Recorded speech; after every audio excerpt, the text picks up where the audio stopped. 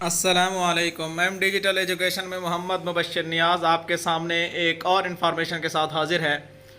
पिछले दिनों 18 तारीख को पंजाब पब्लिक सर्विस कमीशन ने लेक्चरर एजुकेशन मेल और फीमेल का पेपर कंडक्ट किया था। उस हवाले से बहुत से लोगों के अंदर कन्फ्यूजन पाई जाती है कि ये किस तरह से था, कैसे था और कौन से पोर्शन कहाँ से लिए गए थे और इसके करेक्ट जवाब क्या थे। जी हाँ, आपने मुख्तलिफ सोशल मीडिया लिंक्स के ज़रिए से भी इस हवाले से जवाब जान चुके होंगे, लेकिन मैं आपके सामने अपने हिसाब से करेक्ट एक्यूरेट इन्फॉर्मेशन और रिवाइज्ड इन्फॉर्मेशन आपसे शेयर करने जा रहा हूँ। और अगर आप समझते हैं इनमें से मज़ीद कोई कमी पेशी है, बहैसियत इंसान आप उसको नज़रअंदाज करके मेरी रहनुमाई कर सकते हैं। तो मैं अब आपके सामने जो चीज़ें शेयर करने जा रहा हूँ कि ये क्रेडिट यकीनन आपके सामने है। ये आप एक हमारे बहुत ही अच्छे कोलीग्स हैं वाजिद अली राजा साहब, उन्होंने इसको कंपोज़ किया है और उनकी बड़ी काविश है। तो बहरहाल मैं इसको शेयर करता हूँ। मैं आपके सामने वो जो पूरा पेपर है वन बाई वन करके उसको एक्सप्लेन करते जाते हैं। मज़ीद भी इस हवाले से कनेक्शन है तो ज़रूर अपनी इनपुट्स में, अपने कमेंट बॉक्स में अपनी राय से आगाह कीजिएगा। और अगर आपको ये वीडियो अच्छी लगी तो ज़रूर इसको लाइक और शेयर कीजिएगा ताकि दूसरे लोगों तक भी पंजाब पब्लिक सर्विस कमीशन से रिलेटेड जितनी भी इंफॉर्मेशन है उन तक बर वक्त पहुँचती रहें। जी, आज हमारे सामने है सबसे पहला सवाल जो यहाँ पर हूँ। आपके पेपर वर्जन के हिसाब से क्वेश्चन का जो तरतीब है वो चेंज हो सकती है, लेकिन जो बेसिक क्वेश्चन थे वो यही थे। अल्लामा इकबाल गेव इलाहाबाद एड्रेस। अल्लामा इकबाल ने इलाहाबाद एड्रेस दिया था 1930 में। ये एक वेल नोन फेमस क्वेश्चन है, जी के जनरल नॉलेज के पोर्शन से है। और इसी तरह से लखनऊ पैक्ट, जिसको हम उर्फ़ आम में मिसाक लखनऊ कहते हैं, ये 1916 में किया गया था। उसके बाद टीचर्स डे, हर साल टीचर असातिज़ा का दिन मनाया जाता है 5 अक्टूबर को। रैम, कंप्यूटर से मुतालिक एक सवाल है कि रैंडम एक्सेस मेमोरी, इसका जो करेक्ट एब्रीवेशन पूछा गया था। Keyboard is used for, keyboard किसके लिए इस्तेमाल होता है? ये एक इनपुट डिवाइस है। URL is used for, URL computer से रिलेटेड है। वेब पेज एड्रेस के लिए URL इस्तेमाल होता है। WWW stands for world wide web, ये एक ऑप्शन था, ये दुरुस्त है। IP is used through internet, IP internet protocol के लिए ये एक उनका सिस्टम है जो कि IT से रिलेटेड है। उसके बाद इंग्लिश का एक क्वेश्चन है, the worker called off strike. Called off strike, यहाँ पर ऑफ अप इन का ऑप्शन था तो कॉल्ड ऑफ स्ट्राइक है। उसके बाद आगे है क्वेश्चन नंबर 10। यहाँ पर एक कामा दिया हुआ था, ये स्टेप अभी तक क्लियर नहीं है तो इस हवाले से कन्फ्यूजन बाकी है। उसके बाद क्वेश्चन नंबर 11 है, military courts established in 18th amendments. 18वीं तरमीम में मिलिट्री कोर्ट्स कायम करने की जो एक तरमीम की गई थी हमारे आईन पाकिस्तान में, उनका जो टेन्योर था वो कितना था? 2 साल या 3 साल? 2 साल के लिए उनका टेन्योर बनाया गया था। उसके बाद 1907 में Nobel prize winner in literature किसको दिया गया था? यहाँ पर बड़े बड़े नाम थे जिसमें बर्नार्ड शाह था, इस हवाले से और भी थे। तो ये किपलिंग को दिया गया था लिटरेचर में 1907 के अंदर, लिटरेचर का जो नोबेल प्राइज़ नाम है। इसी तरह सर सैयद की कौन सी किताब है जिसमें दिल्ली के मकामात और दिल्ली के इमारतों का तस्करा है? तो वहाँ पर सरकश बजनौर और असबाब बगावत हिंद, आसार और सनादीद, इस तरह और भी कुछ एक दो किताब थी। तो बहरहाल ये आसार और सनादीद किताब ये सर सैयद अहमद की थी जिसमें दिल्ली के मकामात और बिल्डिंग के बारे में लिखा गया था। उसके बाद एक मुहावरा है उर्दू का, खुदा गंजे को नाखून न दे। इसका क्या मतलब है? इसमें यह है कि कम हिम्मत और कम ज़र्फ़ आदमी को अल्लाह ताला इख्तियार न दे। वहाँ पर एक ये भी था कि अल्लाह ताला कभी ज़ालिम को इख्तियार न दे। तो बहरहाल ये जो मोर एक्यूरेट आंसर है, जो उर्दू के स्पेशलिस्ट हैं उनसे कंसल्टेशन के बाद ये मैंने इसको ओके किया है। जो कम हिम्मत और कम ज़र्फ़ आदमी है उसको अल्लाह ताला इख्तियार न दे, इसका मतलब ये है। ओजोन लेयर, ये केमिस्ट्री का एक सवाल है जनरल साइंस के हवाले से कि ozone layer protects ultraviolet radiation. Ozone layer जो सूर्य से आने वाली अल्ट्रा वायलेट शुआएँ हैं उनसे इंसानों की हिफाजत करती हैं। उसके बाद करंट लिटरेसी रेट, ये जो इकनॉमिक सर्वे 2021-22 में इशू किया गया है, करंट जो लिटरेसी रेट है वो 63% है, यानी 62.8% है, तो उसको 63% ही कंसिडर किया जाता है। तो जो क्वालिटी ऑफ एजुकेशन के हवाले से जो SDGs बनाए गए थे, सस्टेनेबल डेवलपमेंट गोल्स, ये चौथा गोल था। उसके बाद गोल्डन गेज ब्रिज, ये सैन फ्रांसिस्को अमेरिका में है। इसी तरह करतारपुर पाकिस्तान के किस डिस्ट्रिक्ट में है? वहाँ पर शेखोपुरा का हवाला था, वहाँ पर इसी तरह गालबन लाहौर का हवाला भी था, नारोवाल। और यहाँ पर ये करतारपुर जो है ये नारोवाल डिस्ट्रिक्ट में है। ये सिखों की एक मुतबर्रिक इबादत गाह है। उसके बाद इन 2017 total states with atomic power, nuclear power के साथ 2017 के अवाइल में कितनी थी? तो इस हवाले से अभी तक जो करेक्ट इन्फॉर्मेशन है वो सही दस्तयाब नहीं हो रही। 8 और 9 के दरमियान प्रोबेबिलिटी का ये चांस है कि 8 और 9 न्यूक्लियर स्टेट्स थी। Email is waste type of communication, email ये रिटन टाइप ऑफ कम्युनिकेशन है। ICT इज़ कम्बिनेशन ऑफ, वहाँ पर ICT इज़ ब्लेंड ऑफ, जो वहाँ पर लफ्ज़ था is blend of technology and communication.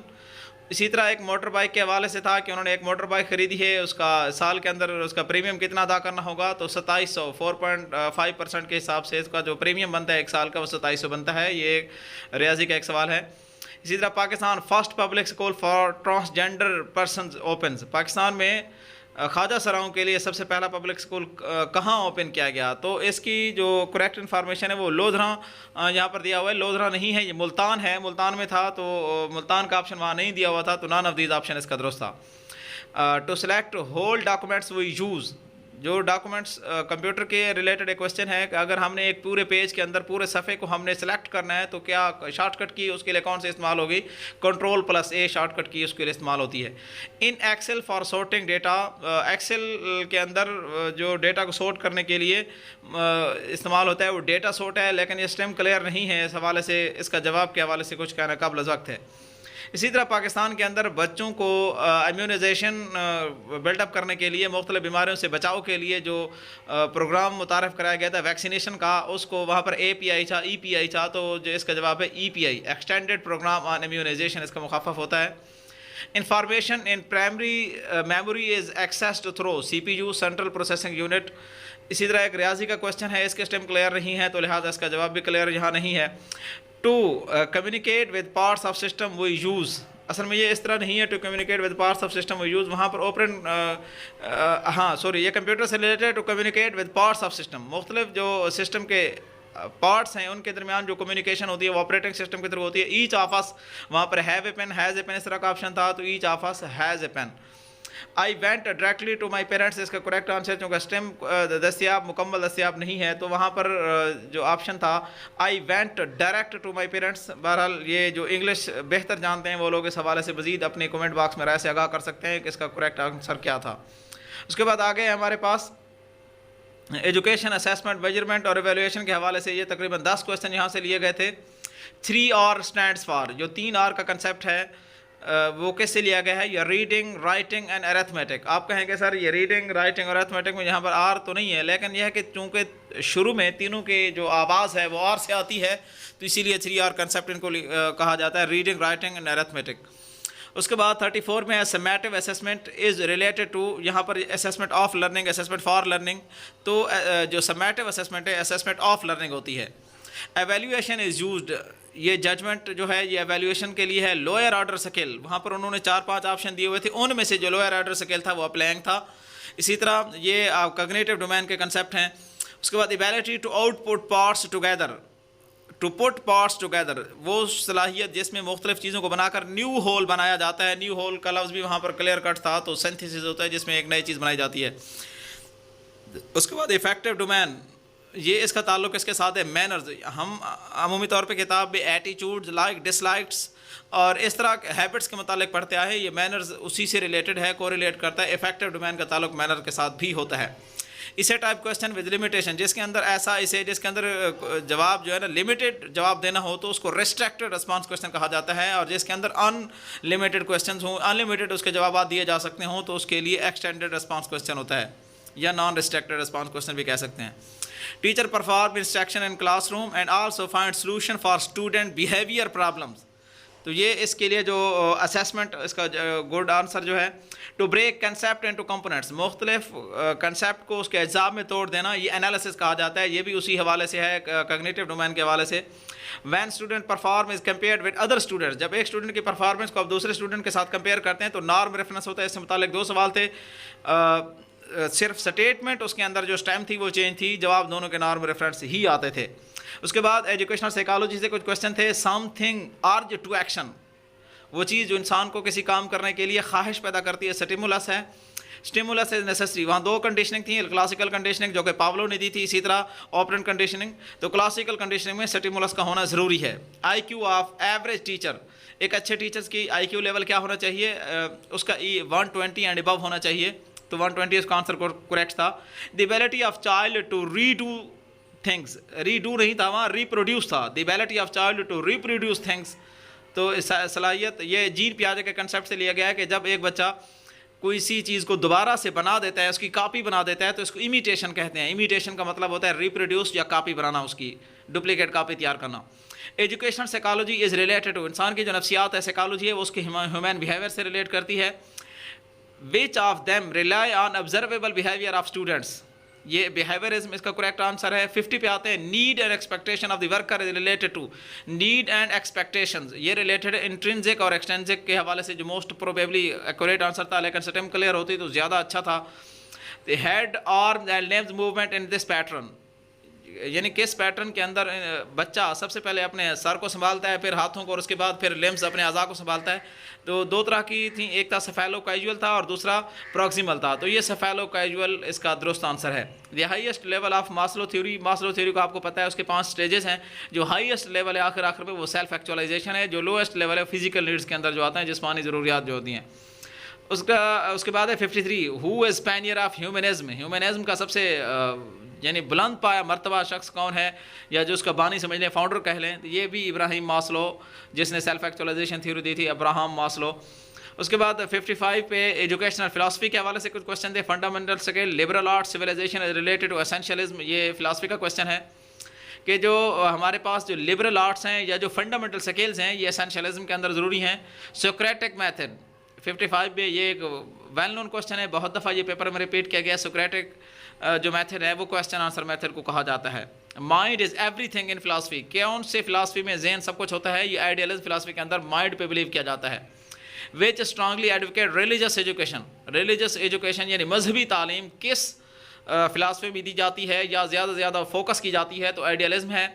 Knowledge related to, वहाँ इस तरह करेक्ट आंसर इस तरह से नहीं था, वहाँ एक पूरी स्टेटमेंट थी, उसके बाद कहा गया था knowledge related to epistemology, the base of every education system in the world, किसी भी दुनिया में एजुकेशन सिस्टम की जो बुनियाद है वो उसकी आइडियालॉजी होती है, किसी कौम की जो नज़रिया है, आइडियालॉजी ऑफ नेशन।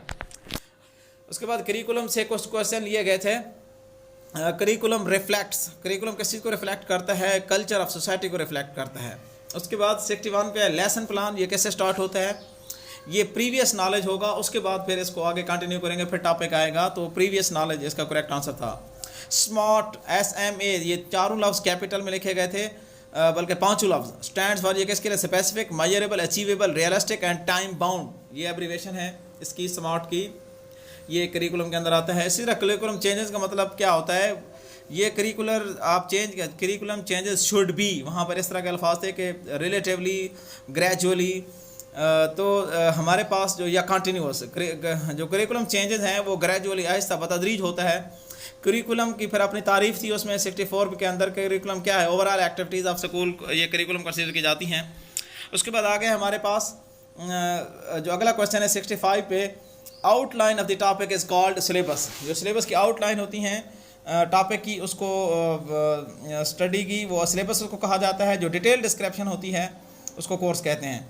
ये करिकुलम से था which is main problem in our elementary school curriculum, असल में वहाँ पर ये था what is major constants in our elementary curriculum, हमारे एलिमेंट्री करिकुलम के अंदर जो बड़ी रुकावट है वो क्या है। उसके 3-4 ऑप्शन थे। पहले ऑप्शन में ये था कि रिलीजियस एजुकेशन, दूसरे में था डिफरेंशियल लैंग्वेज लोकल ऑफिशियल, और तीसरे में था लैक ऑफ एक्सपर्टाइज, और चौथे में फाइनेंस के हवाले से कुछ इस तरह का ऑप्शन था डी में। तो प्रोबेबली आंसर जो इसका बेस्ट ऑप्शन समझा जाता है वो रिलीजियस और लैक ऑफ एक्सपर्टाइज नहीं है, डिफरेंशियल लैंग्वेजेस, इसको आप करेक्ट कर लें। Differential languages in local and official, जो उसका फ़र्क है उसकी वजह से हमारे एलिमेंट्री सिस्टम के अंदर बहुत बड़े मसाइल हैं। 67 पे horizontal relationship of subject demonstrate, ये कुछ इसको सीक्वेंस के हिसाब से कहते हैं, कुछ इंटीग्रेशन कहते हैं। बहरहाल आप इसको मज़ीद करेक्ट कर सकते हैं आपके पास अगर इस हवाले से कोई बुक है। 68 पे है while selecting curriculum focus on, जब आप करिकुलम को सिलेक्ट करते हैं तो उसका फोकस किस चीज़ पे होना चाहिए, गोल्स के ऊपर उसका फोकस होना चाहिए। गोल्स आपने सेट किए हुए हो तो फिर आप करिकुलम को सिलेक्ट कर सकते हैं। क्लासरूम मैनेजमेंट के हवाले से भी तकरीबन 6-7 क्वेश्चन थे। वर्कर आर लेजी, ये मैनेजमेंट की MC ग्रोगर की बड़ी एक मशहूर थ्योरी है जो उन्होंने XY थ्योरी दी थी। उसमें ये था कि वर्कर जो है ना, काम करने वाले, ये अमूमी तौर पे सुस्त होते हैं, ये थ्योरी X कहती है। Supervision should be creative and constructive होनी चाहिए। 71 पे basic purpose of supervision is student learn more effectively, student अच्छे तरीके से इसको समझ सकें। 72 पे सैलरी ऑफ टीचर, ये सैलरी टीचर की जितनी भी सैलरी हैं ये स्कूल के नॉन डेवलपमेंटल बजट के अंदर आती हैं, डेवलपमेंटल बजट के अंदर नहीं आती। 73 में है what is active learning method, active learning method क्या है, यहाँ फ्लिप्ड क्लासरूम है, ये फ्लिप्ड क्लासरूम के हवाले से डिबेट है, वो कहते हैं डिबेट आना चाहिए, तो यहाँ पर डिबेट से जो लर्निंग का माहौल है वो बेहतर हो जाता है, एक्टिव लर्निंग होती है डिबेट, इसको आप करेक्ट कर लें। 74 पे कॉलेज फैकल्टी एंड कॉलेज, ये स्टिम क्लियर नहीं है, तो अभी तक इसके हवाले से कोई हम क्लियर कट जवाब नहीं दे सकते। The ability to organise coordinate, ये लीडरशिप की एक खसूसियत है। 76 पे है classroom practice like planning controlling coordinating, ये क्लासरूम प्रैक्टिस ये मैनेजमेंट के अंदर आती हैं। उसके बाद एजुकेशनल रिसर्च, यहाँ डिडक्टिव के हवाले से 2 सवाल थे, जर्नल टू स्पेसिफिक मुख्तलिफ, उसकी स्टेटमेंट मुख्तलिफ थी, ये दोनों का आंसर डिडक्टिव ही आता था। उसके बाद 79 पे the most common technique used in research, ये सोशियोमेट्रिक कहा गया। बहरहाल इस हवाले से जस्टिम क्लियर नहीं है अभी तक, इस हवाले से मैं कुछ नहीं कहूँगा। What is not quantitative software NVivo. उसके बाद 81 पे है what is first process in experimental research. Experimental research में पहला प्रोसेस क्या है, हाइपोथेसिस, लेकिन वहाँ हाइपोथेसिस का ऑप्शन नहीं दिया हुआ था। तो बहरहाल इसका जो करेक्ट आंसर है सामने रख कर ही इसको पता चलेगा कि इसमें क्या था। तो चूँकि इस वक्त वो इसके जो ऑप्शन है वो हमारे पास नहीं है, तो कुछ कहना कबल अज़ वक्त है। डेटा क्या है, ये एक फैक्ट्स को डेटा कहा जाता है।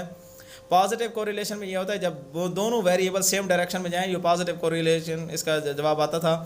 Symmetrical curve is vertical axis, इसका जवाब अभी तक क्लियर नहीं है। 85 पे studying learning in natural setting, वहाँ पर एथनोग्राफी के मुतालिक था कि कल्चरल और नेचुरल सेटिंग के अंदर जब आप किसी लर्नर को स्टडी करते हैं तो इसको एथनोग्राफी कहा जाता है। The correct style for text citation, Smith 2019। Hypothesis, ये प्रिडिक्शन ऑफ अबाउट वेरिएबल्स के मुतालिक है। उर्दू, उसके बाद एजुकेशन पाकिस्तान से सवाल थे, 88 है हमारे पास। Urdu was made compulsory as a subject, Urdu को कौन सी पाकिस्तानी पॉलिसी के अंदर कंपलसरी सब्जेक्ट करार दिया गया था क्लास 3 से क्लास 12 तक। ये 1959 की पॉलिसी में जो 1959 की पॉलिसी एहसन शरीफ ने दी थी, उस पॉलिसी के अंदर ये उर्दू को कंपलसरी करार दिया गया था। देवबंद मूवमेंट ने साइंस को इग्नोर किया था, ये तो वेल नोन क्वेश्चन है, हमेशा रिपीट होता है। पहली एजुकेशनल कॉन्फ्रेंस कराची में हुई थी 1947 में, फजलुर रहमान की सदारत में हुई थी, जो उस वक्त के एजुकेशन मिनिस्टर थे। 91 एजुकेशन मीन्स का मतलब कहते हैं जो share. 92 ratio between number of students who are enrolled and number of students of same age group is called net enrolment. उसके बाद goal of Islamic education, Islamic education का जो गोल है, मकसद है, वो क्या है, सीक प्लीजर ऑफ अल्लाह। ये इमाम गज़ाली और इब्न खल्दून ने के टॉपिक के अंदर आपने पढ़ा था।